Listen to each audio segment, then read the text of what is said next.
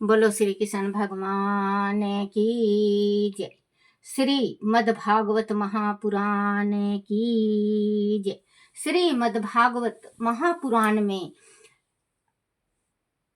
पहला अध्याय अष्टम सकंद विविध मानवतारों का वर्णन।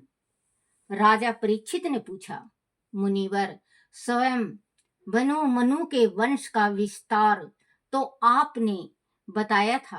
उस वंश में उसकी कन्याओं के द्वारा मारीच आदि प्रजापतियों ने अपनी जो परंपरा चलाई उसे भी आपने बताया।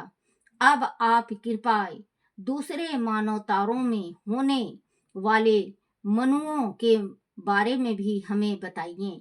भगवान ने बीते हुए मानवतारों में जो जो लीलाएं की हैं और आगे भी जाकर करेंगे, उनके बारे में हमें भी बताइए। श्री सुखदेव जी ने कहा, राजन, इस कल्प में 6 मानवतार बीत चुके हैं। उनमें से पहले मानवतार का वर्णन मैं कर चुका हूँ। देवता आदि की उत्पत्ति उसी में हुई थी। उस मानवतार में स्वयं ये मनु की पुत्री आकुति से यज्ञ पुरुष के रूप में धर्म का उपदेश देने के लिए तथा देवहूति से कपिल के रूप में ज्ञान का उपदेश भगवान ने दिया था। तब उन्होंने पुत्र रूप में अवतार लिया था। यज्ञ पुरुष ने आकुति के गर्भ से अवतार लेकर जो किया, अब उसका वर्णन कहता हूँ। परीक्षित, मनु ने समस्त कामनाओं और भोगों से विरक्त होकर राज छोड़ दिया था। कपिल अवतार के समय मैंने उनका वर्णन तुमसे किया था। वह अपनी पत्नी सत्यरूपा के साथ तपस्या करने वन में चले गए थे। तब उन्होंने सुनंदा नदी के तट पर एक पैर से खड़े रहकर 100 बरस तक घोर तपस्या की। तपस्या के समय वह भगवान की इस प्रकार उपासना किया करते थे जिन की चेतना के स्पर्श मात्र से ही वह विश्व चेतना हो जाता है। वह परमात्मा है। संपूर्ण विश्व में रहने वाले चराचर प्राणी और वह विश्व सब उन्हीं परमात्मा में व्यापक है। मनुष्य को संसार के किसी भी पदार्थ में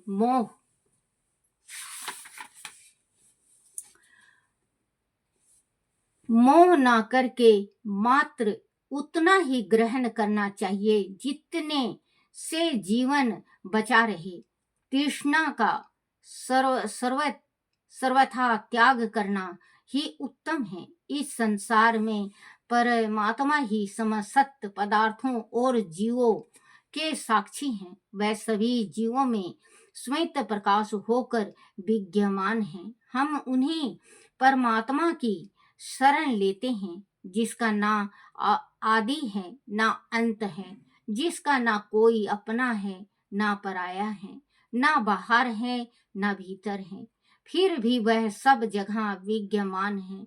विश्व की सत्ता उन्हीं से है।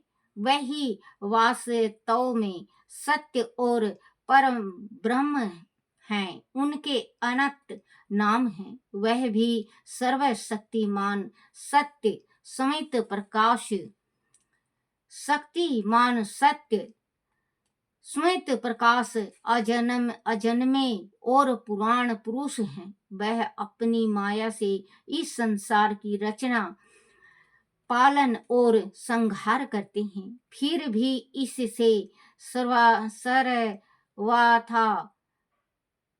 तट स्थल रहते हैं। उन्हें जानने के लिए योगी जन और ऋषि मुनि कर्म योग का अनुष्ठान किया करते हैं। प्रिय, कर्म करने वाला पुरुष भी अंत में कार्य होकर समस्त कर्मों से छुटकारा पा जाता है। वैसे तो भगवान भी कर्म करते हैं, किंतु वह अपने लिए नहीं, लोक कल्याण के लिए कर्म करते हैं। फिर भी वह उन कर्मों में आसक्त नहीं होते। अंत उनका अनुसरण करके अन अनासक्त रहकर कर्म करने वाले भी कर्म बंधनों से मुक्त हो जाता है। बच्चों, जैसे भगवान भी धरती में आए हैं तो कर्म तो करते हैं भगवान भी, लेकिन आसक्त नहीं रहते, उसके भरोसे नहीं रहते, उससे प्रेम नहीं करते, उससे लगाव नहीं करते। जैसे सिया राम जी हुए, राम जी जिस टाइम हुए तो बहुत खुशी हुई। राम जी के खुशी में बहुत नाचे गाए, 4 भाई हुए।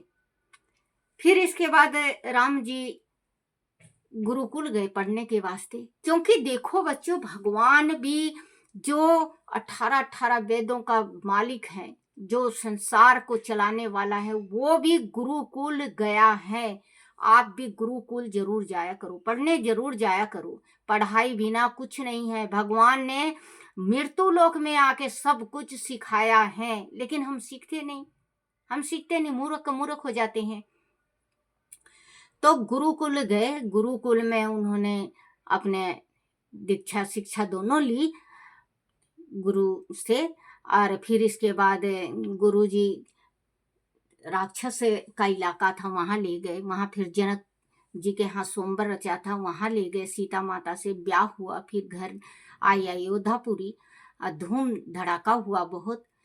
आज जो सिया राम का, जो सिया का तस्वीर नहीं बनी है अयोध्या में, तो सीता माता अयोध्या में इतनी नहीं रही बच्चों। शादी के कुछ ही दिन बाद राजा को हुआ कि मैं राम को राज दे दूं। सुबह राज होने वाला था, राती को वनवास की तैयारी हो गई। कहते हैं कर्म का लिखा अलग होता है, बेमाता ने जो मस्तक में लिख दिया वो होना होता है। फिर इसके बाद बच्चों भगवान को वनवास जाना पड़ा। वन में भी भगवान बहुत दुखी हुए, बहुत दुख पाए। भगवान राजा दशरथ इधर पूरा हो गए, राम जी नहीं आए। राम जी को लेने राजा भरत गया लेने, लेकिन राजा राम नहीं आए। वो कहने लगे कि रघुकुल रीत सदा चली आई, प्राण जाए पर वचन न जाई। मैं पिताजी को वचन दे चुका हूँ, मैं नहीं जाऊंगा, आप कर दो। माताओं को विधवा भेष में देखा, बहुत तड़प हुई। भगवान थे वो तो। तीनों माताओं को विधवा भेष में देखा श्री राम ने, बहुत तकलीफ हुई। माता सीता को भी बहुत तकलीफ हुई। उधर जब राजा राम ने जो खड़ाऊ पहरे थे, दशरथ ने खड़ाऊ भी ले लिया, नंगे पैर हो गए। वो नंगे पैर से ही वनवास किया उन्होंने। तो भरत ले गए खड़ाऊ को, और फिर इसके बाद सीता चोरी हो गई, सीता को हरण कर ले गया रावण। भगवान का बता रही हूँ कि भगवान ने जो मतलब अपने शरीर में तकलीफ बताया है कि देखो मैं भी भगवान होके मैं ये मृत्यु लोक में आया हूँ तो मुझे कितना कष्ट मिला। फिर इसके बाद 14 वर्ष तक इधर उधर भटकते रहे। इसका हनुमान जी का साथ मिला, अंगद का मिला, इनका भालू बंदरों का मिला, जो श्राप दिया था इन मुनि ने, नारद मुनि ने श्राप दिया था कि या तुमको यही रूप काम आएगा और तुम मृत्यु लोक में पत्नी के वास्ते भटकोगे। तो बानर और भालू मिले तो फिर पता लगा सीता माता के कि रावण हरण के ले गया है, हरण करके ले गया, चोरी करके ले गया है।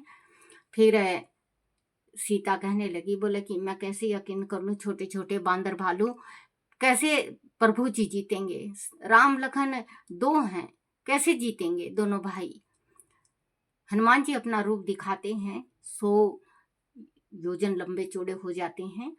तो फिर इसके बाद माँ को यकीन हो जाती है, कहते हैं कि भूख लगी है माँ, मैं खाने जाऊं।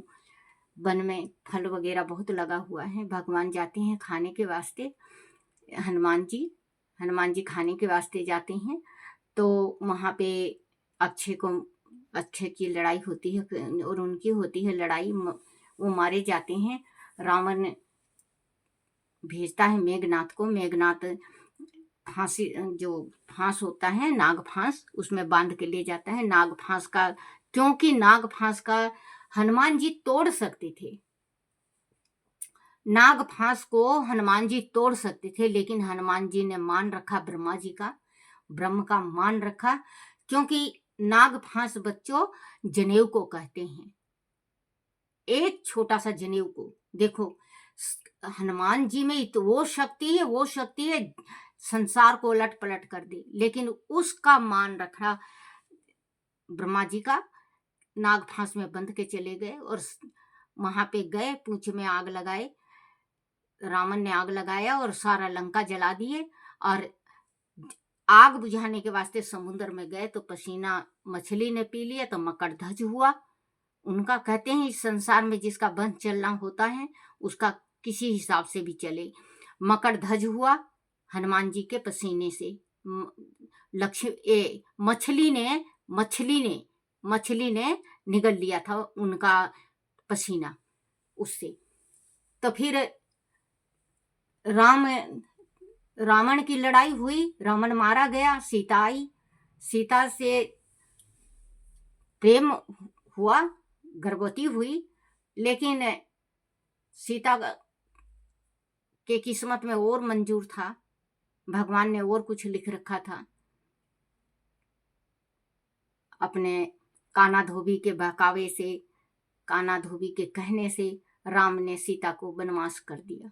सीता ने देखा ही क्या सुख अयोध्या में, इसी वास्ते अयोध्या में सीता का मन राम के साथ तस्वीर नहीं बना है, क्योंकि अयोध्या आते ही सीता धरती में समा गई थी। फिर क्या नाम है इसका बच्चों, सीता को वनवास हुआ, लखन छोड़ आए, छोड़ने के बाद आए, सीता सोची मैं आत्महत्या कर लूं, मर जाऊं, लेकिन वाल्मीकि मिले कि कौन से ऋषि मिले बच्चों, मुझे याद नहीं है, नहीं वाल्मीकि थे शायद, तुलसीदास नहीं वाल्मीकि थे बच्चों, आपको पता होगा, ये दोनों में से एक थे। अपने वाल्मीकि मिले, वाल्मीकि के पास रहने लगी। वैसे वाल्मीकि देखो बच्चों, हम कहते हैं कि वाल्मीकि, जमादार को वाल्मीकि कहते हैं, लेकिन माँ सीता ने भी वाल्मीकि के यहाँ अपना गुजारा किया। तो वहां पे रहने लगी एक झोपड़ी में, और पीसती खाती पोती बनाती, भरती पानी सब कुछ। दिन पास हुआ, एक पुत्र को पैदा किया। गुरुजी ने पुत्र का नाम लो रखा। अब सीता पानी भरने गई तो गुरुजी से कहने लगी, गुरुजी मैं पानी भर के ला रही हूँ और आप इसको बच्चे को देखना। कुछ दूर जाने के बाद मन में आया सीता का कि गुरुजी अगर समाधि में बैठ गए तो बच्चे को कोई जानवर ना ले जाए। सीता ले जाती है और गुरुजी की जब आंख खुलती है तो पालने में देखते हैं तो वहां पे कुछ नहीं है। तो गुरुजी एक कुश का पुत्र बनाते हैं और पालने में डाल देते हैं। तो आती है सीता, कहती है गुरुजी ये पुत्र किसका है? वो देखते हैं तो बिल्कुल सेम, दोनों ये शकल एक जैसा। कहते हैं बेटी ये मैं सोचा कि कोई जानवर ले गया, इस वास्ते मैंने कुश का बना रखा। ये बड़ा बेटा आपका लो है और ये कुश है। फिर इनमें लड़ाइयाँ होती है कि महायज्ञ जब भगवान करते हैं तो सीता की जरूरत पड़ती है, तो राम जी कहते हैं मैं दूसरी शादी नहीं करूँगा।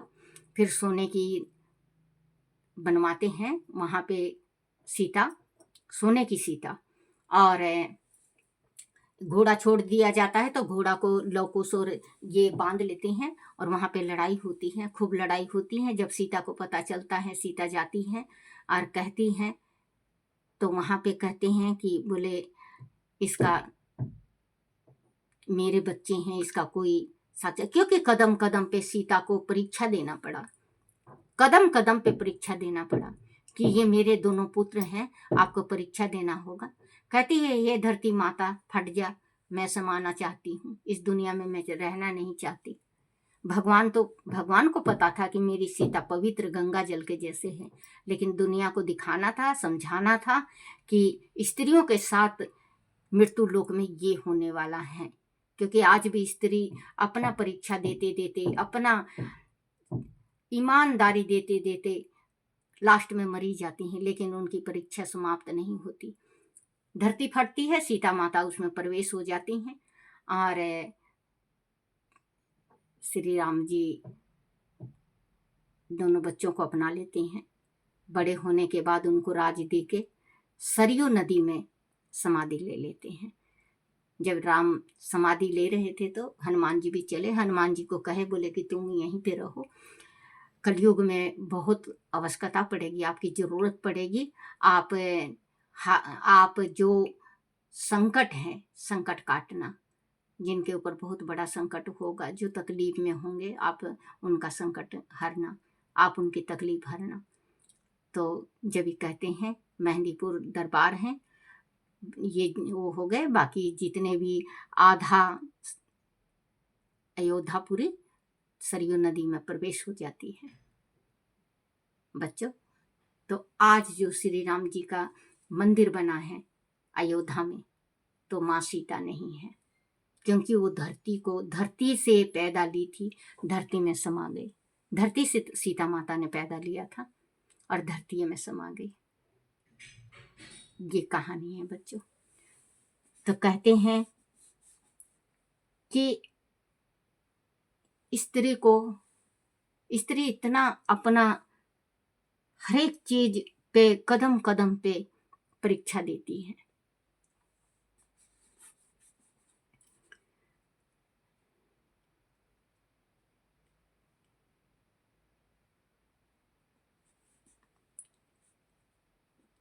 अशक्त रहकर कर्म करने वाले भी कर्म बंधनों से मुक्त हो जाते हैं। भगवान ज्ञान स्वरूप हैं, इसीलिए उनका नाम मात्र को भी अहंकार नहीं है। उन्होंने किसी वस्तु की कामना नहीं है, वह सर्वत्र परिपूर्ण है। वह अपनी बनाई हुई मर्यादा में रहकर अपने कर्मों से मनुष्य को शिक्षा देते हैं। वह समस्त धर्मों के वर्त प्रबंधक और जीवन दाता हैं। मैं उन्हीं प्रभु की शरण लेता हूँ। परीक्षित, एक दिन की बात है कि मनु एक ग्रसित भाव से मंत्रों द्वारा भगवान की स्तुति कर रहे थे।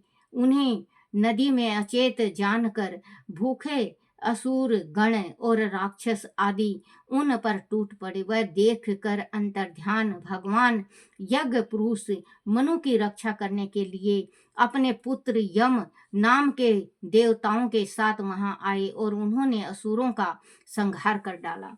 परीक्षित, दूसरे मानवतार में मनुष्य का नाम सवय रोचिक था। वह अग्नि के पुत्र थे। उनके पुत्र थे युगमान, सुषेण, रोची, सैमान। इस मानवतार में इंद्र का नाम रोचन था। प्रधान देवगण थे। तुषित, ऊर्जा, सत्य, भामा आदि सप्त ऋषि थे। इस मानवतार में वेद शिरा नाम के ऋषि की पत्नी तीसीता भी उसके गर्भ से भगवान ने विभू नाम से जन्म लिया था। वह आजीवन ब्रह्मचारी रहे। उन्हीं की शिक्षा से 28,000 ऋषियों ने ब्रह्मचार्य व्रत का पालन किया था।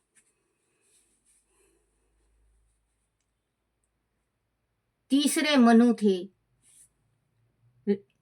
28,000 ऋषियों ने तीसरे मनु थे। उनमें वह प्रिय व्रत के पुत्र थे। उनके पुत्र पावन, सुंजय, यज्ञहोत्र आदि थे। इस मानवतार में वशिष्ठ जी के प्रमाद आदि 7 पुत्र सप्त ऋषि थे। इंद्र का नाम ने सेन के नाम से अवतार लिया था। उसके साथ सत्य व्रत नाम के देवगण भी थे। इस मानवतार में भगवान ने इंद्र के सखा बनकर असतय परायण दूषी दूषी ले दुष्ट यक्षों राक्षसों और जीवद्रोही भूत गणों का संहार किया था। इस युग में सत्य वेद श्रुति और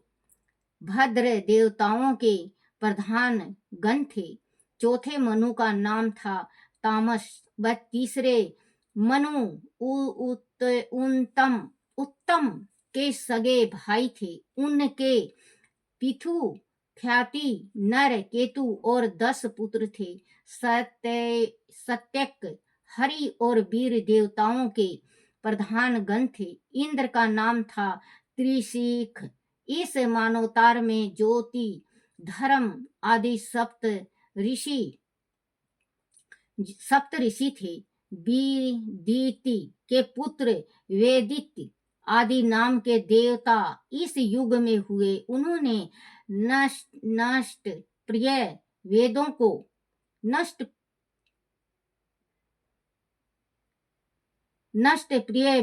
को अपनी शक्ति से बचाया था। इसीलिए उन्हें वेदिति कहा जाता है। इस मानवतार में हरि मेधा ऋषि की पत्नी हरिणी के गर्भ से श्री हरि के रूप में भगवान ने अवतार लिया था। इसी अवतार से उन्होंने ग्रह से गजेंद्र की रक्षा की थी। राजा परीक्षित ने पूछा, मुनिवर वह प्रसंग अत्यंत पुण्यमय है। आप कृपाएं करके बतलाइए कि भगवान ने ग्रह से गजेंद्र को कैसे बचाया था।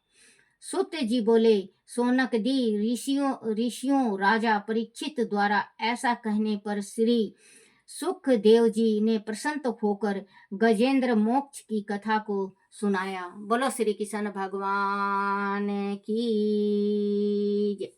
श्री कृष्ण गोविंद हरे मुरारी, हे नाथ नारायण वासुदेवाय, हे नाथ नारायण वासुदेवाय, हे नाथ नारायण वासुदेवाय। श्री कृष्ण गोविंद हरे मुरारी, हे नाथ नारायण वासुदेवाय, हे नाथ नारायण वासुदेवाय, हे नाथ नारायण वासुदेवाय। बोलो श्री कृष्ण भगवान की जय हो। प्रत पाठ नियम नाग लीला। श्री कुल यमुना धेनु आगे, जल में बैठे प्रभु जी आन के, नाग नागिन दोनों बैठे, श्री कृष्ण जी पहुँचे आन के। नागिन कहती सुन रे बालक, नागिन कहती सुन रे बालक, जाओ यहाँ से भाग के, तेरी सूरत देख मन दया, उपजी नाग मारेगा जाग के। किसका बालक पुत्र कहिए, कौन तुम्हारा ग्राम है, किसके घर तू जन्मिया रे बालक, क्या तुम्हारा नाम है।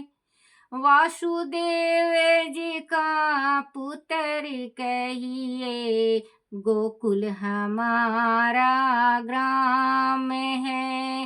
श्री माता देव की जन्मिया मैनू, श्री कृष्ण हमारा नाम है। ले रे बालक हाथ दे कंगने, काना दे कुंडले, 1.25 लाख की बोरियां। इतना दर्व ले जा रे बालक, इतना दर्व ले जा रे बालक, दिया नाग को लो चोरियां। क्या करा तेरे हाथ दे कंगन, क्या करा तेरे हाथ दे कंगन, काना दे कुंडल, 1.25 लाख की बोरियां।